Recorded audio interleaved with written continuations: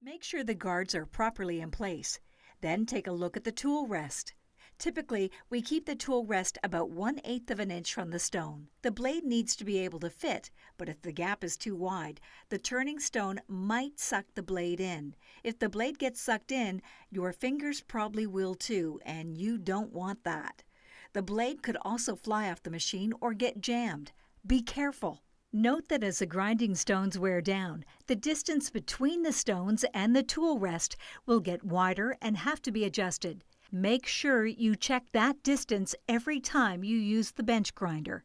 The tool rest should also sit at a 90-degree angle from the stones as they turn. If you don't know how to adjust the tool rest, ask your supervisor and don't take chances. It only takes a split second for the grinder to grab the blade and cause a great deal of damage or serious injury. If you do know how to make the adjustments, always remember to unplug the bench grinder first. Next, take a look at the blade you're going to sharpen.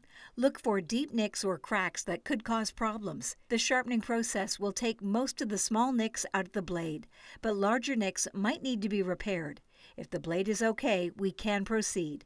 Our operator is satisfied with the blade and wearing his personal protective equipment, so now he'll turn on the bench grinder. He holds the blade firmly along the back side of the blade. You need to keep a fairly strong grip on the blade so it doesn't fly out of your hands, but you don't have to squeeze with everything you've got. You'll quickly learn how much pressure to apply to get an effective pass.